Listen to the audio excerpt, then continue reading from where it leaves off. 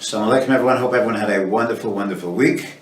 It's Parshas Vayigash, Erev Shabbos, and I wanted to share an idea that I'm sure I've shared before, but it speaks so close to a core value that I think is so important to share that I'm going to share the idea one more time. We're told, towards the end of the Parsha, we are told finally, Baruch Hashem, Yosef and Yaakov reunite, and Yosef wants to present his father to Paro. The Torah tells us, "Vayova Yosef es Yaakov aviv vayamidei lifnei Paro." So Yosef brings Yaakov in front of Paro. This is found in Perek Mem Zayin, Pasuk Zayin. Vayevarech Yaakov es Paro, and Yaakov gives Paro a blessing. So what does Paro respond to the blessing that's given from Yaakov to Paro? So Paro responds with the following striking question: "Hey, Yaakov, kama yemei shnei chayecha? How old are you?" Strange question. You're meeting your Mishneh Lamelech, your viceroy's father, for the first time. He just gave you a blessing, and the first thing out of Paro's mouth is, "How old are you?" And Yaakov's answer is equally strange. Vayomer Yaakov al Paro, Yemei Shnei Megurai Shloshim U'Ma'at Shana, 130 years old. Me'at, these years have been short years. V'ra'im, they've been challenging years. Yemei Shnei Chayai, V'lo Hisigu, Es Yemei Shnei Chayei Avosai B'Yemei Megureihem. And I did not reach the longevity, the years of my fathers. I didn't reach the years of Yitzchak Avinu, of Avram Avinu. Very, very strange answer. And in fact, if you look at the old Mikros Gedolos, you'll find one of the Perushim is known as the Das Zakenim Balei HaTosfos, and there the Das Zakenim cites a Medrash. And the Medrash here takes Yaakov to task for his answer, and it records a dialogue where Hashem says, "I can't believe what you just said, Yaakov. Your years were short, were ra'im, really?" "It's true," says Hashem. "You had problems with Esav. In your early years in the womb, your youthful years, Esav was a nemesis, but I took care of Esav, did I not?" "Yeah, a little later on, Hashem says you had sorrows with Lavan. That's true. But we took care of those. You emerged from Haran, from the house of Lavan, as a very wealthy man with a beautiful family, with two wives, the Shvachot, 12 sons, Dinah. We took care of that too. True, yes, there was a challenge with Dinah. She was raped, she was taken away from you, but I restored Dinah to you as well. True, there was separation from Yosef for many, many years, but look what happened. Now, you're once again reunited." So Hashem basically responds to Yaakov. How could you possibly say Ra'im? Yes, life is full of trials and tribulations, ups and downs. There are the good times and the less good times, but did I not have your back every step of the way? Was I not with you every step of the way? And there's this shemetz, there's a taint of complaint over here. Is that appropriate? And the Medrash concludes with a very striking statement. Hashem punished Yaakov for his answer. What did he say? His punishment was that Yitzchak did live for 180 years. Yaakov was destined to live as long as Yitzchak, his father, 180 years, but because of this answer, Yaakov's life was going to be slightly truncated.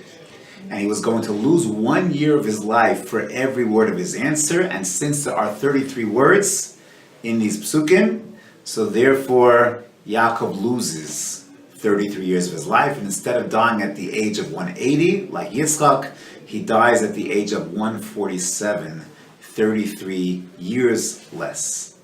Rav Chaim Shmulevitz asks an obvious question. Count the psukim. If you look at Pasuk Tes and you count Vayomer Yaakov al Paro, and the answer that Yaakov gave, the words in that psukim, it just doesn't equal 33. It only equals 25.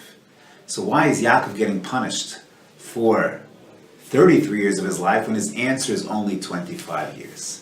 Where are the mystery 8 words of the pasuk? So Chaim Shmulevitz answers the Pashut Pshat, the obvious answer is, I'll tell you where the mystery words are. Vayomer Paro el Yaakov, that's 4. Kama Yemei Shnei Chayecha, that's a total of 8.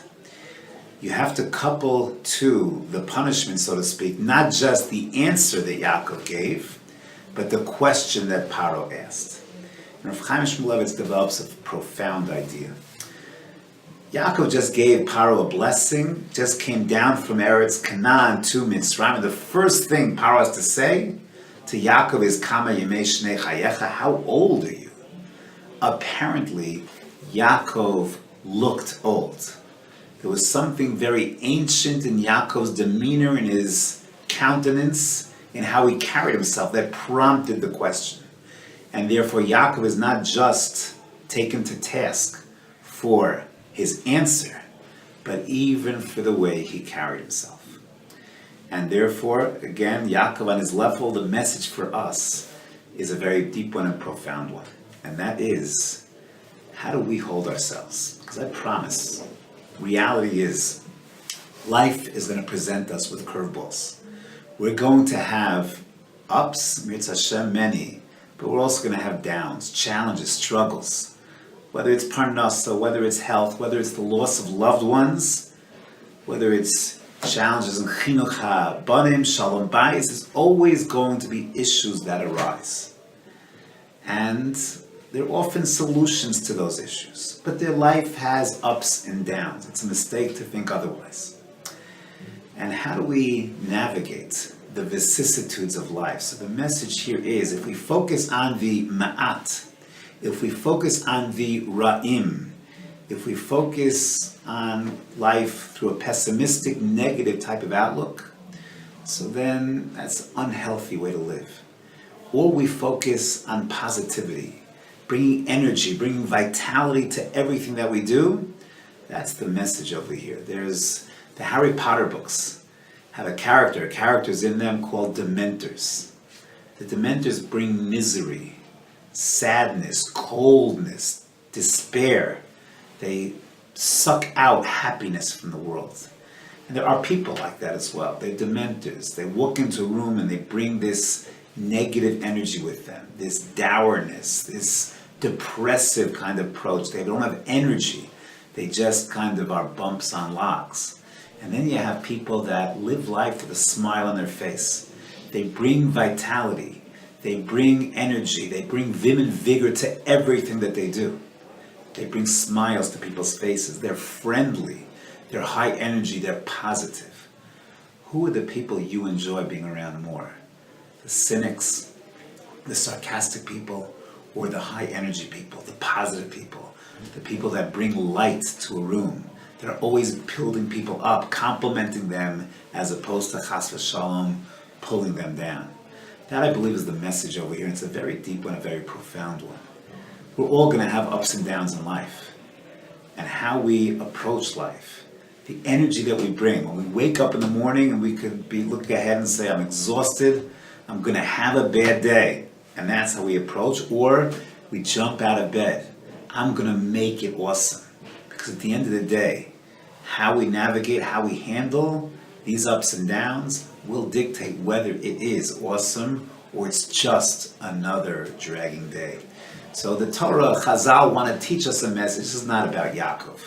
It's to help us understand this message, to approach life, high energy, positivity, with vim, with vigor.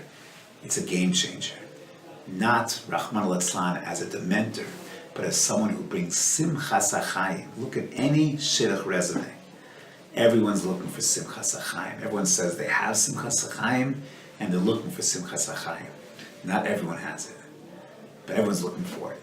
And if we can go ahead and build it and find it in ourselves, no doubt we'll be matzliach in anything and everything that we do.